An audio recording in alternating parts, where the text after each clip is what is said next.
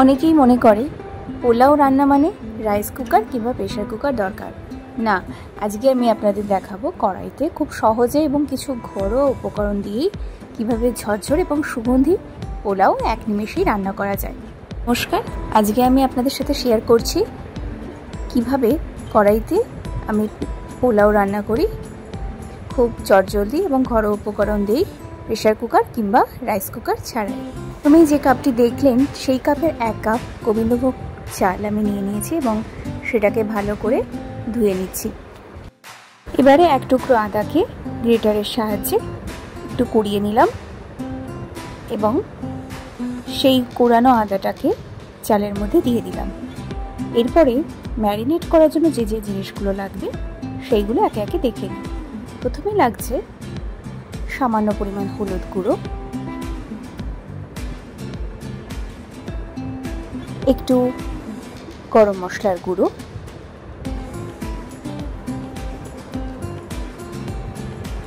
স্বাদ অনুযায়ী নুন, একটু ঘি।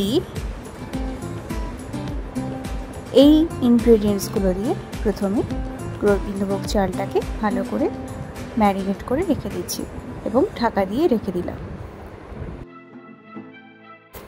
প্রথমেই কড়াইতে একটু সাদা তেল আর একটু ঘি আমি দিয়ে নিচ্ছি। আপনারা চাইলে পুরো পোলাও রান্নাটা ঘি দিয়েও করতে পারেন বা পুরোটা সাদা তেলেও করতে পারেন। সাদা তেলটা এখানে একদমই অপশনাল, সাদা তেল দিন, তাও একটু ঘি অ্যাড করবেন, নইলে পোলাওয়ের সেই গন্ধটা পাওয়া যাবে না।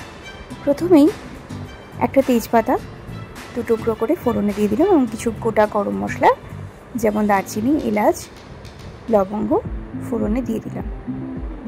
এরপরে আমি পোলাওতে যে ড্রাই ফ্রুটসগুলো ইউজ করব যেমন কাজু বাদাম আর কিশমিশ, সেই তেলে দিয়ে দিলাম এবং হালকা ফ্রাই করে নিলাম।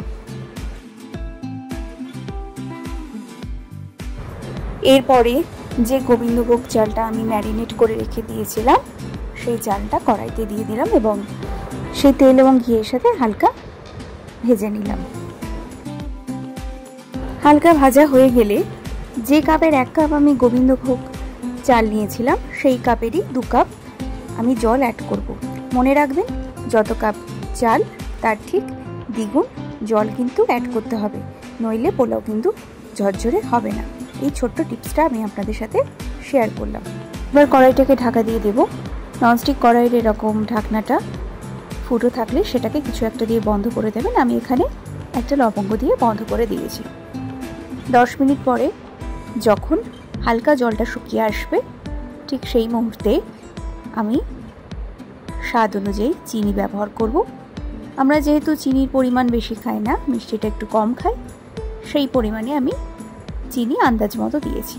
আপনারা যে যেমন মিষ্টি ভালোবাসেন সেই আন্দাজ মতোই কিন্তু চিনির ব্যবহার করবেন। চিনির সাথে ভালো করে মাখিয়ে নেওয়ার পরে কড়াইতে আবার ঢাকা দিয়ে রেখে দিলাম এবং ঠিক 10 মিনিট পরে ঢাকনা খুলে দেখলাম পোলাও কিন্তু একদম রেডি। দেখতেই পাচ্ছেন ঠিক কতটা ঝরঝরে হয়েছে। এই প্রসেস মেনটেন করে যদি করা যায় পোলাও কিন্তু খেতে খুব সুন্দর হয়, ঝরঝরে হয় এবং সময় কিন্তু খুবই কম লাগে।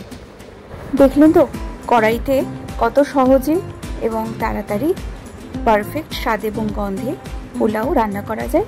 আপনারাও বাড়িতে ঠিক এইভাবে ট্রাই করুন, খেতে কিন্তু দারুণ হয়।